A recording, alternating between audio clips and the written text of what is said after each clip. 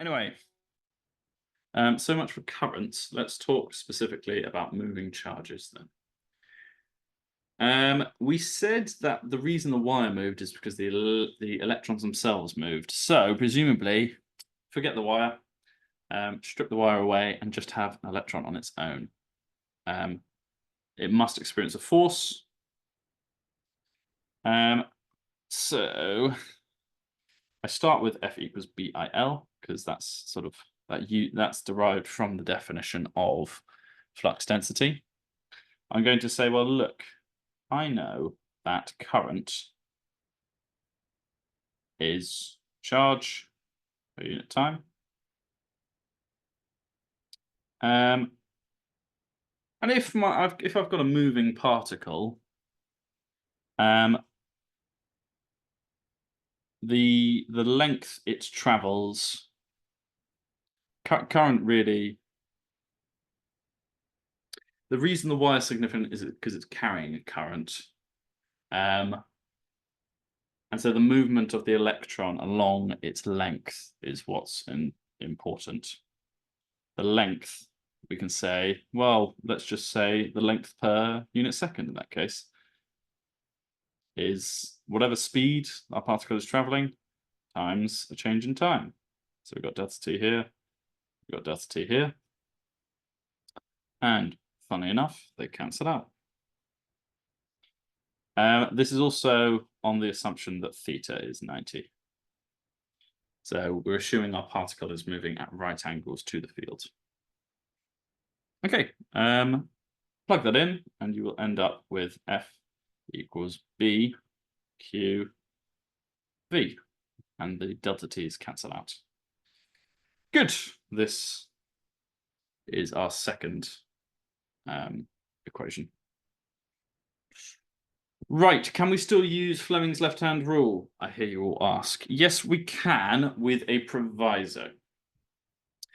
For Fleming's left-hand rule, first finger is field. Great, we can still apply, put it straightforward like it is in this diagram. But the second finger is current. Remember that current is defined backwards. So if we are talking about a negative particle moving from left to right, the current associated with it would be going the opposite direction. And so the force on this particle would be going down, not up. So be careful. Of course, if it's a positive particle, well, that's fine then.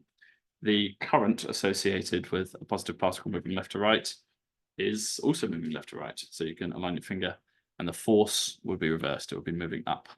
That stands to reason. Positive particles and negative particles, the forces on them act in opposite directions. We're used to that when we talked about electric fields.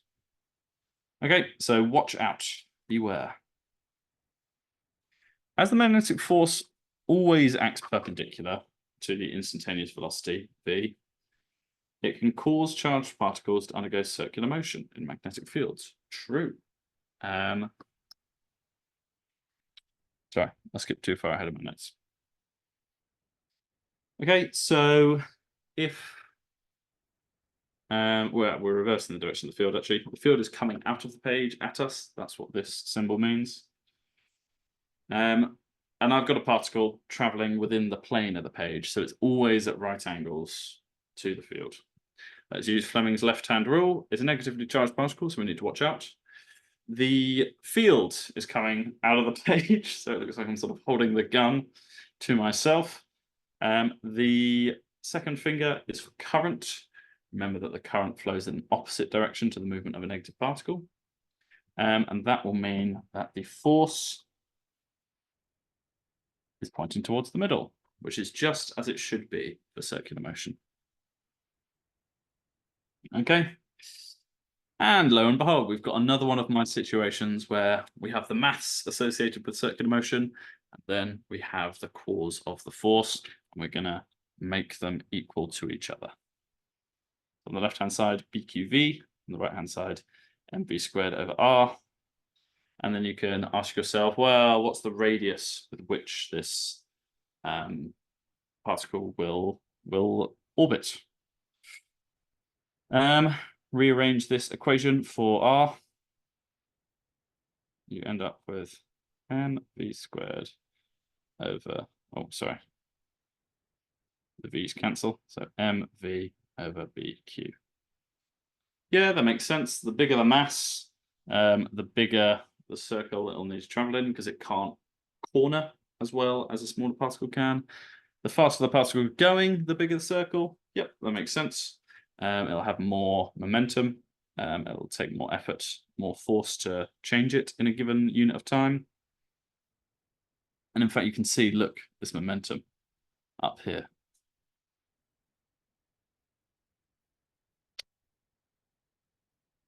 If you have a stronger field, the circle will contract. You're essentially having more, the centripetal force gets a little boost. It's almost like having a power steering in your racing car. However, as we've had before, like a satellite orbiting the Earth, no work is done on the charged particle because the force is always acting perpendicular to its direction of travel. And we said that work done is force times the distance traveled in the direction of that force. Alternatively, you can say power is force times velocity traveled in that direction. But the velocity and the force are always at right angles. So naughty, naughty, doesn't actually do any work.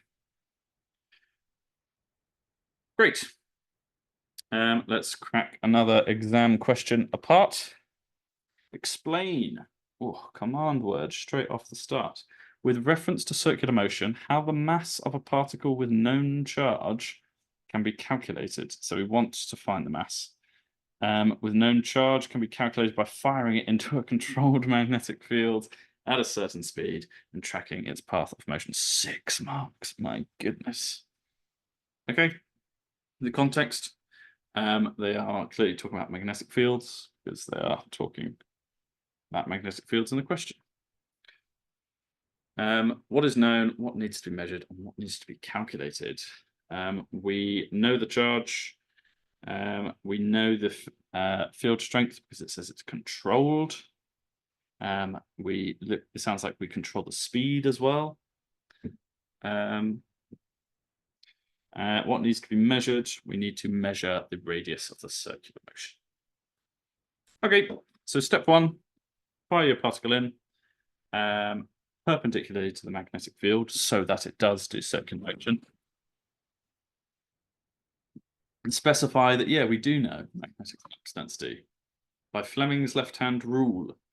You don't necessarily need to quote Fleming's left-hand rule. You can just say the particle will experience a force F perpendicular to both its motion and the direction of the field. The reason I'm a little less keen on Fleming's left-hand rule, like explicitly mentioning it, is that it is literally a rule of, it's literally a rule of thumb. You use your thumb for it. It's not, it's not. I don't know. Somehow it feels a little less proper. You won't get marks deducted, I'm sure, but it's also fine just to say, look, the particle will experience this force in this direction. Okay, if you're experiencing a force perpendicular to your own velocity, your own motion, that's ripe. That's the recipe for circular motion. The force will cause the particle's velocity to change, but the direction of force will change as well. And the force will always be perpendicular to the motion, resulting in circular motion. Delicious. First 3 marks. Okie dokie. Let's bring in some maths. Well, the force is BQV. We can set that equal to mv squared over r. Rearrange to get the mass. That is ultimately what we want to calculate. We will need to measure r. Yeah, this final point. All terms in the formula are predetermined except r, which is found by analyzing the circular path of the particle. Maybe